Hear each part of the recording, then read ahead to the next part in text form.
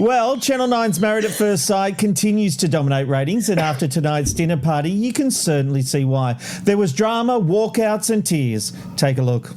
I like to have a joke a little bit more, and so I find Jake boring sometimes.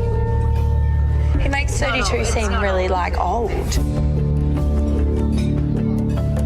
She criticizes him openly to his face. If a love interest calls me boring, it's a pretty hard thing to cope with. It just makes me feel uncomfortable for him.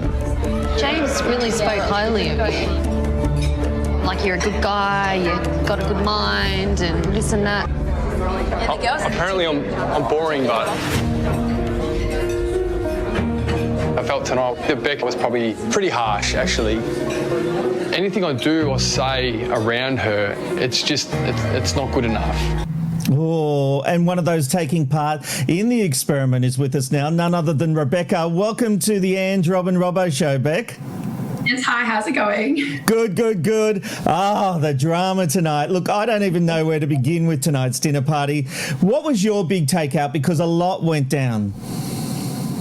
Yeah, look, first dinner party isn't always going to be easy, especially when you have only met the girls briefly, and I think everyone wanted to set a really good first impression, and some didn't. So there was a little bit of, I guess, heated controversy, especially between Coco and Sam. But yeah, the first dinner party brings all the drama. So obviously, Cam and Samantha took centre stage, right, when they came separately. Tell us what that was like, how that dramatic moment unfolded. So I actually walked in after Samantha had entered and hadn't really realised she had entered alone. So I was quite shocked that there was already a marriage crumbling forward. I thought mine was going bad. So walking in and seeing that, I felt kind of slightly relieved, to be honest, knowing that I wasn't the only one really struggling at that time. To come here together. So yeah, exactly. So let's pick up on that, Beck, because obviously they weren't the only ones who are stealing all of the glitter. Your relationship with Jake certainly took a lot of spotlight. Were you surprised that even the experts were talking about, the way that you were speaking to him? Yeah, I think a lot of couples took the approach of just playing it really nice with each other, not bringing up any issues. However, Jake and I from the start decided, let's just be completely honest. It's an experiment. We didn't choose each other. Let's find out why we were actually matched, rather than tiptoeing around an entire experiment on what we do like and then whispering to the girls about what we don't like. The thing with Jake and I, we said it to each other's face, and as you'll see it unfold, can't give any spoilers, it kind of works in our favour. Now this is interesting, because I love your honesty. And when I had the experts on, I talked about the moment how you had a rocky start with Jake, and the experts were saying this is part of the process. It's not all sunshine and lollipops to begin with, but then things can change. But let's remind ourselves what happened when you had your first reactions to Jake at the wedding. First impressions weren't quite what I expected. I thought I'd see, this really happy, amazing smile, but I got more of a, ooh, she's hot kind of face, which put me off a little bit.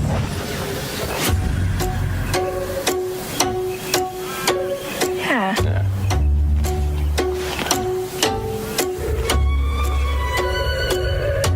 He's looking at me like I am sex on a stick. Now, it's interesting. Once again, I come back to your honesty. And I was shocked when I first heard that comment, and I flipped and flopped reacting to that, because I thought to myself, if I had been in that situation, I think I would have said, this isn't going to work, let's move on.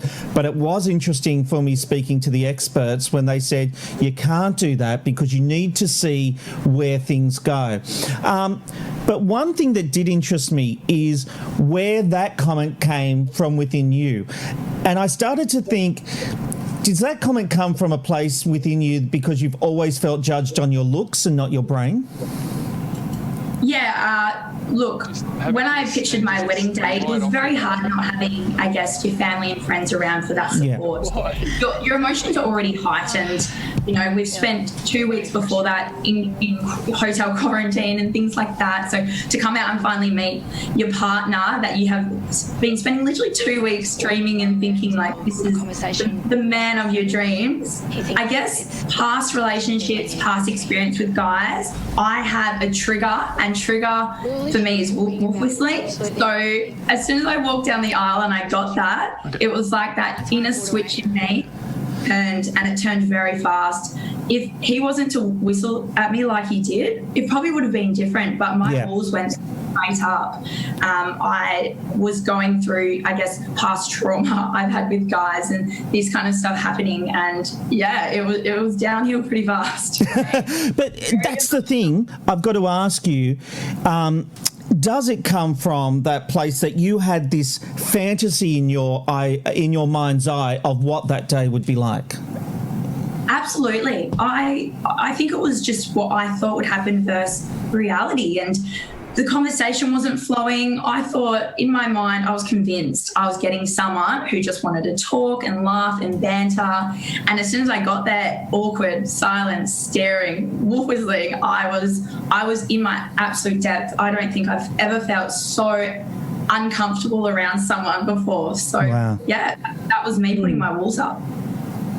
Absolutely. I mean, you know, reality TV, I imagine, at the best of times is absolutely terrifying. And, you know, I've been doing TV in front of the camera for like 25 years, but I'm just about to star on and I'm just wondering, because I'm picking up a lot from what you're saying, but what wise counsel would you give somebody like me going into reality TV for the first time? Don't do it. No. Done. I quit. Look, you have two options. You have the option of being yourself and going through the experience and then just watching the edit, because it's always going to be different to what happens. Or you can be that person that just bites your tongue and doesn't say anything and kind of keeps it all in and has that awkward feeling inside. So look, at the end of the day, if you're going to do it, I think you have to just go all in and be yourself. I don't think Ange will be biting her tongue. What makes you say that, Rob? Just a hint. I can say, be yourself. The edit will always change what actually happened. You know, there were so many other moments at my wedding where Jake made me feel very objectified. So the comments to me are very valid, even though most of Australia can't quite see that at the moment. Well, look, let me ask you one final question, just a quickie, without giving away what ultimately happens with you and Jake. Do you start to see another side of him as you get to know him, and that objectification? I feel like you're teaching him along the way of what's acceptable and what's not. Do things start to turn around? Yeah, I feel I still hold my ground in regards to wanting to be an open, honest person. The experts do give me a little bit of advice, which I needed probably on my wedding day, not on first ceremony. I went in to, take it on board because I want to change, how I am towards guys. And, the whole sassole thing, it literally comes not towards me and my friends. It's how I treat guys, because I put my walls up and I get so scared. So the experts really help me break those walls down. And, maybe things do take a turn for the better.